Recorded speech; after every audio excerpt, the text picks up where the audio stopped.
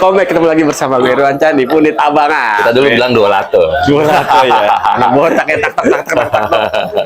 Nih, Gimana? nih netizen pecinta sepak bola lagi pada happy nih, Pak. Iya, pulang kampung di aman. Aman ya. Semuanya. Lebaran ntar bincang-bincang di kampung udah enak aja. Ada bahan obrolan. Ada bahan obrolan. Karena apa ya? Karena timnas kita menang 1-0. Dan gila. Dan ya, tapi tau gak sih, gue tuh semalam emang ngarepin 1-0, man. emang kenapa tuh? Karena masuk sama konten gue. Oh gitu ya, biar apa jokes yang 777 ya? Cocokologi. Ya, 7, apa Sintayong 74 kali ya? Iya. Tapi parah, kan? Parah. Ini kan maksudnya ini kan di handle sama si apa namanya itu ya, si Pastor ya. Pastor akhirnya yang turun tangan kan. Lebih ke dia kan. Iya, karena kan emang di menurut gue sih di timnas yang sekarang ini nih, di eranya yang sekarang pasca Sintayong di era Patrick Kluivert, orang bilang nih dikritiknya jangan Patrick Kluivert yang jadi head coach. Jadi satu keunikan dan emang terobosan yang dicanangkan sama ketum PSSI. Jadi teman-teman, kalau gue pernah ada di satu, kita coba ngomong juga Pundit. Gue bilang ini, itu cari harga murah doang. Kluivert jadi ketua coachnya, si Pastor itu asistennya, jadi harga lebih murah gitu. Itu mah strategi dagang aja. Nggak nutup kemungkinan kayak gitu, kita nggak tahu ya realnya gimana. Ya, tapi anyway, tapi gila. Tapi ya, lagi-lagi di sepak bola output yang penting, resultnya, hasilnya. Nah, kalau kemarin kan ada, apa golnya nggak penting, yang penting menit bermain. Iya, menit bermain. Emang yang itu menit apa? Yang penting ball position kan? Bukan ball position. Gol lo yang penting berapa? Jumlah gol ke dalam gawang. Dan yang menariknya di pertandingan semalam ada berapa hal sih yang menjadi notice gue ya.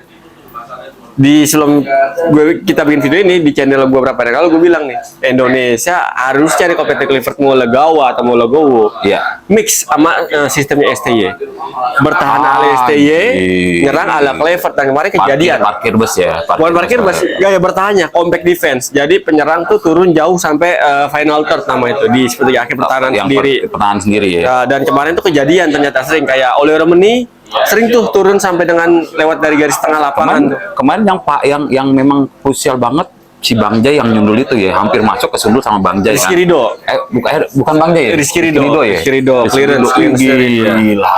Ya itu kalau nggak ke sundul sih masuk. Tapi memang gue bilang beda banget sama sebelumnya. Beda banget, ini defense gila banget. Gila karena ya emang trio itu udah ngomong lagi, udah balik ya. Ya emang karena itu emang udah dibentuk di zaman Sintayong kan, Hapner, Jaizes sama si Rizky Ridho. Dan ketahuan banget komunikasinya enak. Chemistry udah dapat, tapi kan emang kendalanya kan ya lagi-lagi di emosi dari Justin Hapner kadang yang suka. Bahkan kita lihat pemain bukan naturalisasi, maksudnya pemain lokal hero ini lebih dewasa kalau buat pemain. Mateng. Kayak Rizky Ridho tuh, aduh.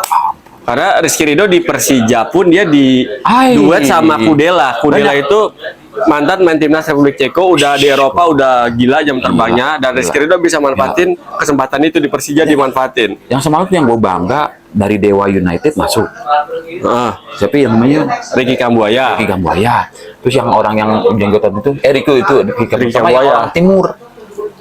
Ada tuh. Itu mah daerah Sulawesi. Ricky Kambuaya. Joy Pelupesi. Ricky Kambuaya memang gila juga ternyata. Ya karena Ricky Kambuaya menurutnya Rizky Ridho sama. Ketika di klub dia dapat tandem yang oke, kan Kambuaya di musim ini Dewa United tandemnya oke nih di tengahnya. Gue inget Luis Figo kan. Anjing lu udah bertahan gila gue bilang. Dan akhirnya dia kan, maksud gue itu adalah ancaman buat si Bahrain. Akhirnya kan dijatuhin kan. Dijatuhin gue, gila. Segitu seremnya gitu maksud gue seorang di Kamboja. Makanya kan bisa dibilang kan main naturalisasi yang diambil sama Erick Thohir sama timnya. Emang nggak sembarangan, emang berdasarkan emang kebutuhan tim. Kebutuhan tim. Betul. Belanjanya pas. Bukan belanja sih. Belanja kan kalau klub ya. Ini untuk mengundang para diaspora kita untuk gabung ke Indonesia. Kan mereka jelas nih World Cup 2026, Piala Dunia 2026, dan kemarin kelihatan dong Joy Pelupesi yang tadi lu bilang tuh. Joy Pelupesi baru gabung dan ternyata Pelupesi gue lupa dia bulan luar juga. Ya, dia punya impact yang positif buat permainan timnas, terutama di lini tengah, dan Tom Haye membutuh tandem kayak gitu. Jadi kemarin kelihatan tuh di tengah kita tuh Pelupesi jadi pengatur serangan. Berarti Makalelenya Indonesia, Tom Haye lebih fokus untuk ngirim derek bola ke sisi efektif banget kemarin. bukan efektif ya pun. Dan begitu golnya itu cantik kalau gue bilang dengan kematangan kedewasaan si Marcelino kan. Iya. Dia nggak bagi ke kiri jebret oleh Romani dan skemanya itu ya skema counter attack ala Sinteyong menurut gua ketika makanya begitu dia nggak pasang egonya si Patrick ya, egonya dia lepas dan mau memang kombinasi mengadopsi itu jadinya. Iya, tambah lagi Alex Pastor juga dia lihai banget di dalam melihat celah kelemahan di sisi lawan. Kemarin kelihatan kan memang dia analisa, dia analitik gila, katanya tajam kan dia. Dan kelihatan kemarin tuh kalau lu perhatiin dah, gaya nyerangnya itu bener-bener ada unsur-unsur total football, tapi bukan total football ya, dari sisi sayap kanan maupun kiri. Harus lo balik dulu, dia mainin dulu di belakang, dia mundur dulu ke belakang terus langsung hajar ke depan lagi kan, terutama dari sisi kiri kan. Kiri kanan kemarin tuh benar-benar dieksploitasi dari segi menyerangnya ya. Bener. Tergantung yang kosong memang si tengah ini sih, lo mau lempar kemana nih yang kosong? Ya di sisi kanan kelihatan kemarin Kevin Dix sama Marcelo Ferdinand itu berkali-kali kombinasinya dia ini bisa merenggangkan, belum tentu tuh bisa merenggangkan lini pertahanan dari Bahrain yang cukup rapat. Kalau gue bilang Marcelino ini memanjain si striker ya, Wan. Ya emang harus begitu fungsinya dia. Ya memang anjir dia kasih ke sini, suplai bola ke Ragnar, suplai bola ke Ole Romani. Dia kan biasa di free roll nih, tapi kemarin dia nggak free roll banget, tapi dia lebih cenderung main di sisi flank kanan ataupun manfaatin sisi half space dari pertahanan si Bahrain. Dan itu ya sesuai ketika Marcelo Ferdinand egonya bisa ditekan, ya dia bisa memberikan kontribusi biarpun nggak golin, dia bisa buka ruang, dia bisa ngirim umpan kunci yang berujung jadi gol. Dan kemarin kebukti kan, biarpun Marcing punya 2 peluang bagus sebenarnya itu ya, satu sisi umpan mateng dari Kevin Dix yang itu emang bola susah menurut gue, tapi tuh ya emang di bola begitu. Dan yang terakhir tuh yang umpan dari Ragnar Orotmangu tuh yang dia udah kosong, tendangan dia ya tinggi. Iya. Tapi itu yang babak itu yang memang gue bilang disayangkan, tapi anyway nggak apa-apa lah. Terus satu lagi yang penyelamatan gila tuan, yang tackling itu halus banget. Gue bilang cakep banget. Hapner, kena bola duluan. Gue bilang keren. Kalau enggak itu masuk, itu potensi gede masuk. Ya iyalah, karena kan udah masuk, udah mau deket tiang gawang. Posisinya udah deket banget, makanya gue bilang Hapner ngelewat terus tacklingnya halus, kena bola duluan, bersih banget. Dan kita lihat juga kontribusi wasit, maksud gue fair ya. Ya emang harus kali ini fair, karena memang lebih 7 menit, karena memang ada insiden sebelumnya banyak lama kan. Dari pemain Bahrain yang memang gue rasa udah nggak peduli lagi tuh, udah tabrak segala macam, hajar semua. Karena yang Bahrain akhirnya bisa ngerasain kan, Bahrain lu rasain kan gimana rasanya ketika lu lagi ketinggalan, pemain lawan ngulur waktu, lu mamam dah tuh, ya kan? Karma itu ada. Lu rasain ya kan, di Bahrain dia begitu. Indonesia ya nggak, namanya sepak bola ya wajar lah hal-hal kayak gitu. Ketika lu disenggol, ya manfaatin waktu buat senggangannya mecah konsentrasi lawan, itu sah. Ya itu sah. Dan sekarang juga udah FIFA kan udah bilang bola itu nggak lama dipegang sama kiper kan. Ada waktu. Ntar lagi digodok. Itu 8 detik, beda 8 detik corner. Tapi itu masih belum fix. Nah itu, jadi memang gue ngerasa semangat lagi gitu Wan. Artinya ketika Patrick itu mau mengadaptasi yang lo bilang tadi, dia dengan nurunin egonya, terus mau nerapin strategi Sintayong ditambah dengan strategi siapa namanya Pastor, gila sih gue bilang. Dan jadi kunci kemenangan Indonesia lagi yang kemarin, pergantian main menurut gue. Pergantian pemain ketika lu melakukan pergantian main, timingnya pas dan orangnya pas. Ya benar, orangnya pas tapi timingnya pas, berantakan. Cuma yang gue sedih itu kemarin begitu di Skriniar cedera, si pengamatnya bilang si punditnya ini bilang, wah bingung kita udah nggak ada lagi nih katanya gitu. Karena udah habis kuota pergantian mainnya udah 5. Itu masalahnya. Udah 5 dan itu this mentality. Dan akhirnya Ricky Ridho naik lagi. Masuk berapa menit tapi ditaruh di depan. Karena dia udah nggak bisa lari. Udah nggak bisa lari. Ya karena emang kram udah tapi fiturnya dia dibutuhkan posisinya. Nah itu maksud gue bilang, gue ngeliatnya bahwa yang penting ada badan lo nih di lapangan gitu. Iya, sengaja kan ya kalau udah 11 kan lebih masih enak. Kalau 11 10 kondisi kita punya trauma kebobolan di menit akhir sama Bahrain kan. Benar, jagain itu. Dari kemarin kejadian lagi, taman waktunya udah lewat 4 menit, jadi 94 harusnya 97 belum habis ya karena ada waktu kebuang. Jadi emang perlu kayak begitu. Benar. Dipaksain harus main. Gue lihat kemarin itu begitu mau menjelang akhir-akhir pertandingan emang bertahan tapi tetap nyerang ya, usaha nyerang. Karena memang bertahan kita lihat ball positionnya dipegang sama Bahrain kan. Iya, di babak kedua Bahrain lebih yang terakhir itu yang udah mau juga kan. Tapi kita disiplin nih di belakang nih tetap barisan. Ya karena itu dia gaya bertanya compact defense kemarin jalan. Jesse Joy Pelipesi jadi orang pertama yang menjadi filter bagi lini pertahanan Indonesia bersama Tom Hai di backup sama pemain lain nih. Kadang Oleh Romani pun kalau lu lihat itu sering waktu turun jauh ke tengah bahkan ke belakang sering banget. Ragnar udah terbiasa. Tiba-tiba di depan lagi. Ya. Dan counter attack-nya ya kemarin banyak kita banyak peluang kesempatan sebenarnya buat mengkreasi peluang yang bagus tapi ya kayak kemarin Kevin Dix tuh belum menurut gue tuh lagi mundur penampilannya. Memang nggak kemarin juga memang kalau gue bilang sih transisi kan dari akhirnya yang jalan gitu ke pelatihan ini jalan dan gue bilang ya memang ada beberapa yang miss ya tapi kalau gue bilang wajar dalam transisi gitu loh. Maksud gue transisi dari kemarin kan gagal dan kita juga mungkin masih ada trauma dari gagal yang lawan Australia nih. Jadi main hati-hati ya gue lihat sih begitu juga gitu. Ya, emang harus begitu ya dan Pastor udah ngakui timnas Indonesia itu nggak cocok main ofensif. Nggak bisa. Apalagi ultra ofensif kalau Australia nggak cocok karena emang dari ya komposisi pemain terus dari kultur gaya bermain di era pelatih sebelumnya ya kita emang lebih cocok main dengan counter defense. Kalau main ofensif pun ofensif dengan gaya garis pertahanan yang nggak tinggi, middle block. Yang gue lihat kemarin juga counter defense pun nggak ada bola tinggi sih. Berapa kali ada tapi nggak terlalu sering kan dipakai kan? Iya berapa kali ada. Lambung nggak terlalu sering. Tapi yang lebih oke lagi kan dari perubahan main timnas adalah kayak transisi kita berani main bola-bola pendek. Bola pendek itu lebih lama mainin bola tuh. Entah itu langsung ke depan, entah itu dibalikin lagi ke belakang. Tadi gue bilang kan dapat bola nih di depan ketika penuh dibalik lagi ke belakang dulu. Bener main sabar terus juga apa namanya itu transisinya oke dan jarak antar main biarpun ada berapa kali momen jauh jarak tapi lebih seringnya itu dekat. Karena apa? Karena Joey Pelipesi bisa manfaatin perannya nih jadi jembatan. Sebagai DMF ya defense midfielder tuh Joey Pelipesi benar bisa jalanin. Dia nggak perlu sprint sana sprint sini, perlu dia cuma mengisi ruang kosong doang sih. Dia di tengah dengan jalan kaki udah nutup ruang dan sangat efektif. Gak bisa lewatin dia tuh. Dan jangan lupain di situ ada peran Calvin Verdong. Makanya gue bilang begitu dia jatuh emang sengaja nih gue bilang. Emang sengaja jatuhin jebret aja parah. Dan kalau gitu udah gitu kan kena pala.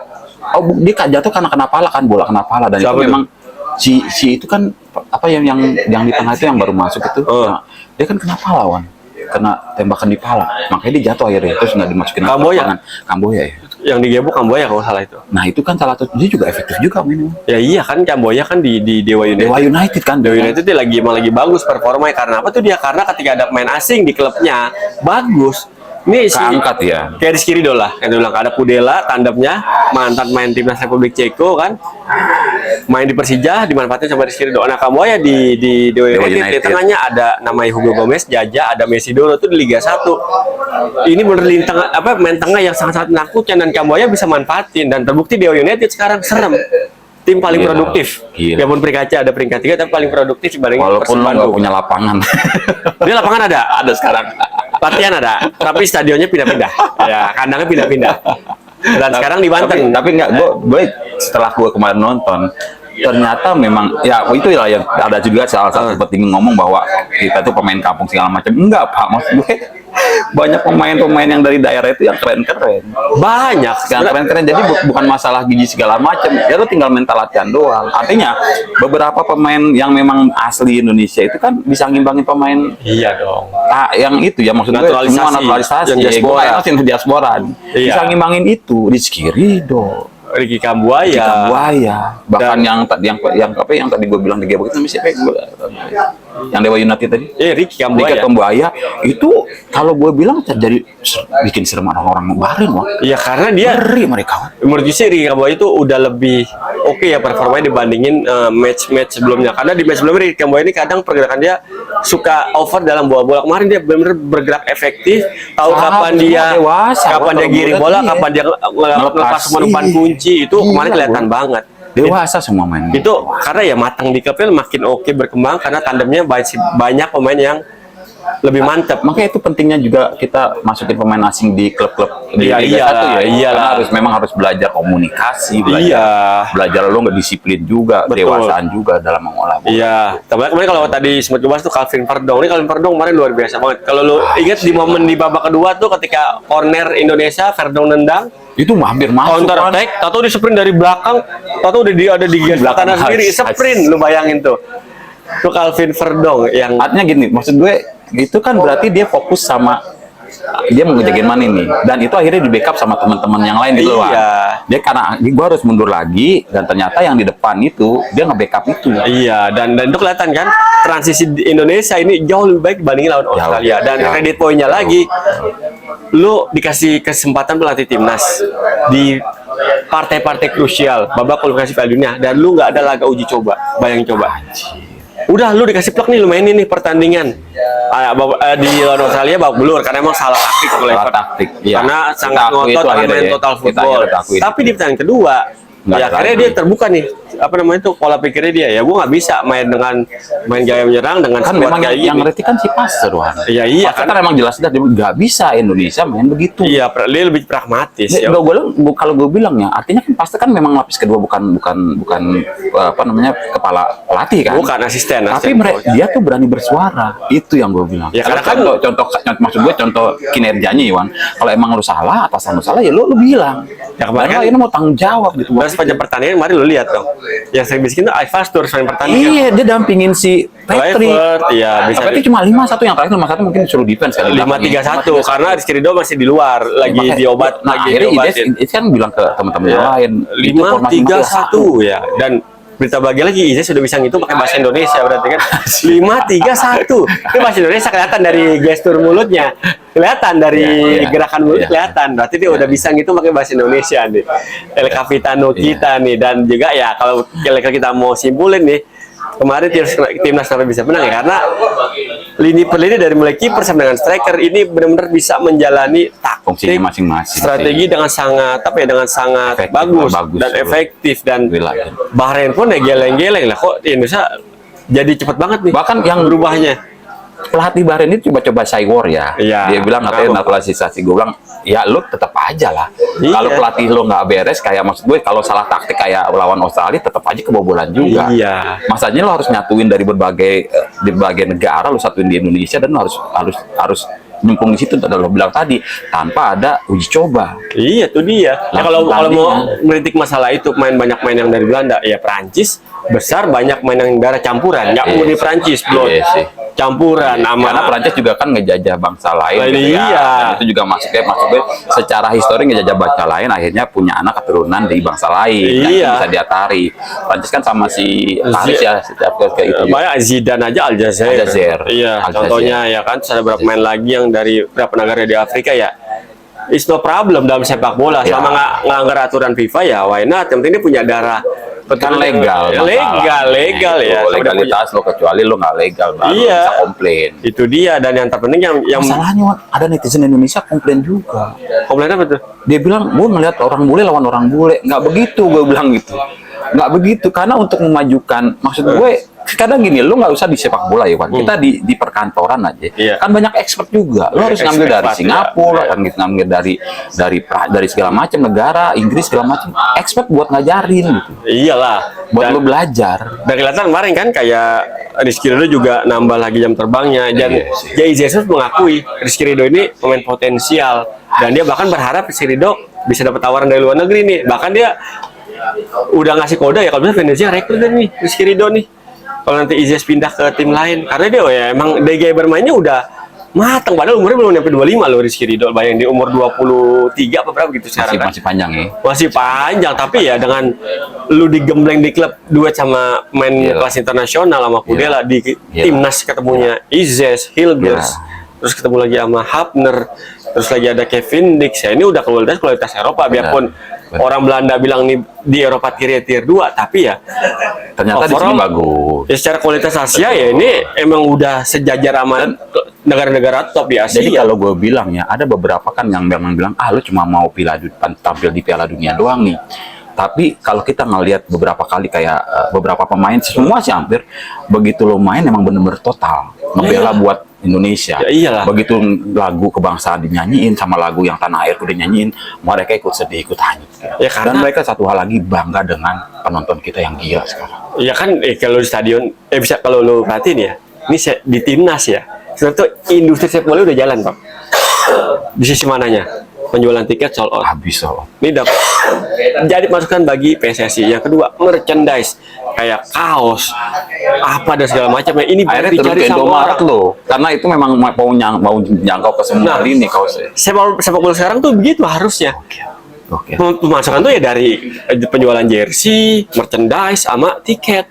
Dan tiketnya kemarin paling murah 300.000. Dan full house. Gue full house. Nggak ada yang kosong. Kan emang kan akhirnya Berhan nggak berani.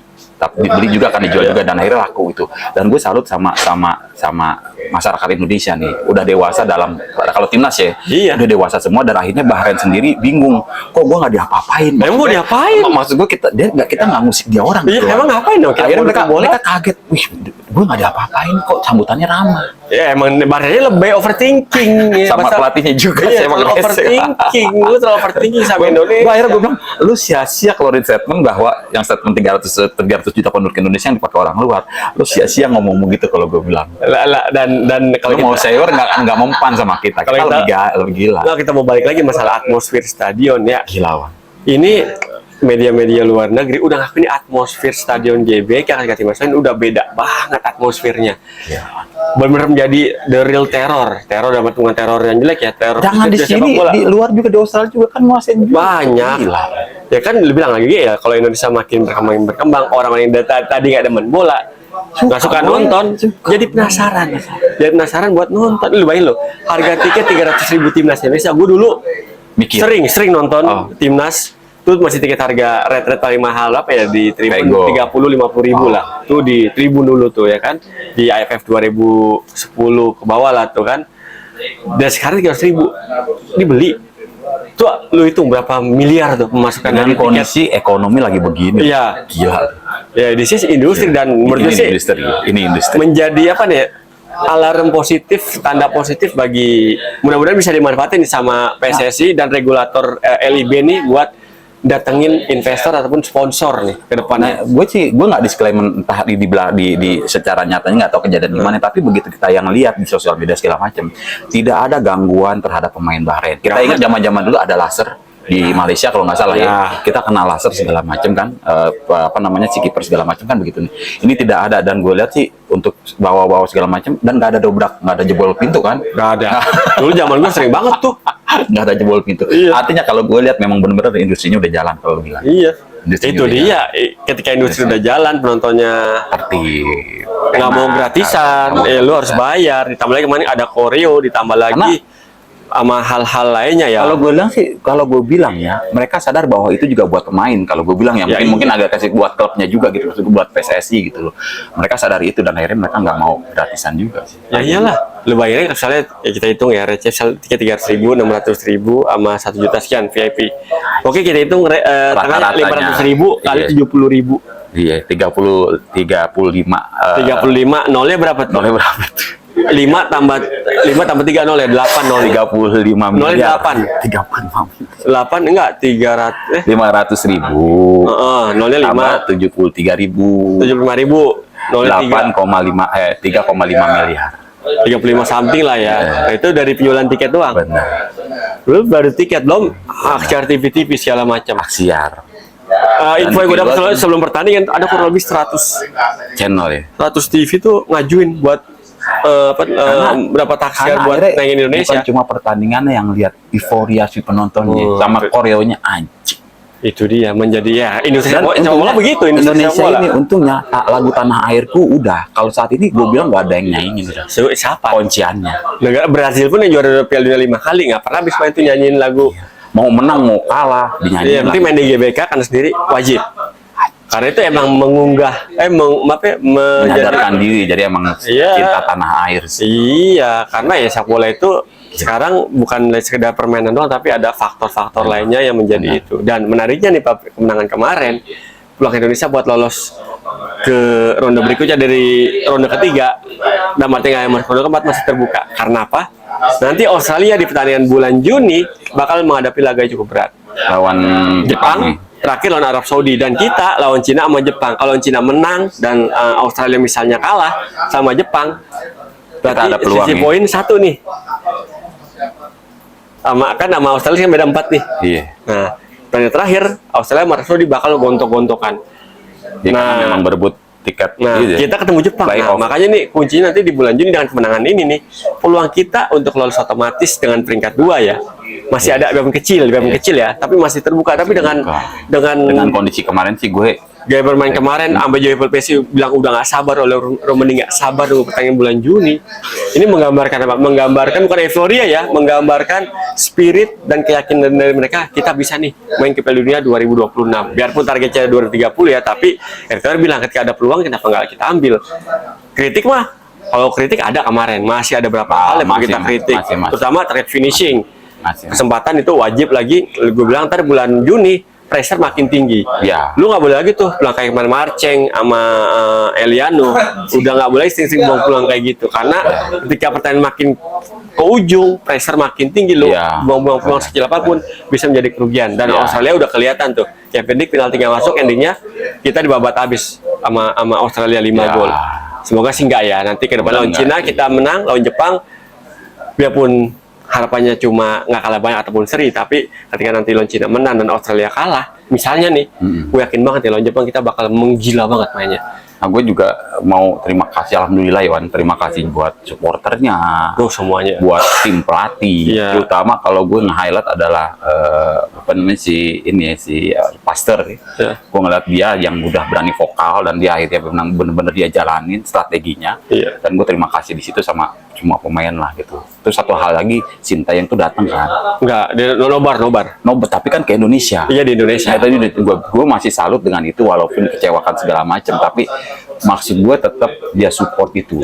Ya iyalah. Gitu. Tetap dia support itu, dia mau juga jajan anaknya. Artinya begitu memang dia ngeliat kemarin mungkin sudah lega dia meninggalin gitu kalau gue bilang sih. Ya karena kan di sepak bola Indonesia dia udah ngerasain nih, selain atmosfer stadionnya, tapi memang kegilaan, kecintaan dan haus akan ikut kompetisi yang lebih gede. Dan artinya Piala Dunia ini udah gede banget nih antusiasme dari pecinta sepak bola tanah air. Bahkan akhirnya kalau kita lihat baca di sosial media segala macam, Asia Tenggara itu support Indonesia ya, karena memang satu-satunya wakil dari Asia Tenggara. Dan dengan poin 9 udah Thailand nggak bisa ngejar, Vietnam belum pernah, Malaysia apalagi, Vietnam paling itu tuh poinnya 4 berapa gitu, dan dia ada di keluar 4 besar. Itu sekarang sampai pertandingan ke-8 loh. Ada di peringkat 4 besar.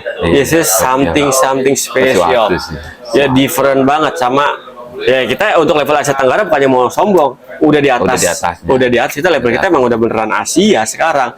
Bahkan Tim Cahill, mantan pemain timnas Australia, ngakuin Indonesia secara komposisi pemain ya udah setara sama Australia sama Arab Saudi. Biarpun ranking FIFA jauh ya.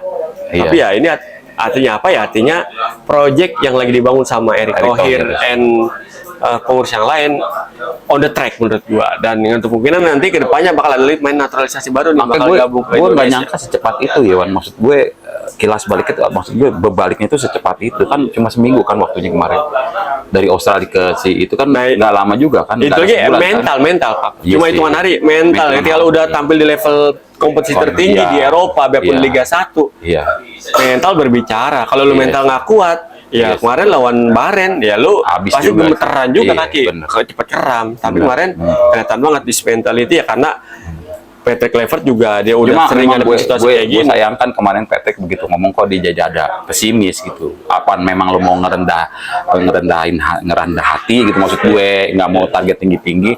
Cuma ya cocok juga sih, maksud gue ya lo akhirnya ya udahlah lo ngakuin agak susah, tapi ternyata dibuktikan begini ya gue lebih setuju sih. Karena itu untuk ngurangi beban psikologi dari pemain. Bener sih. Bener.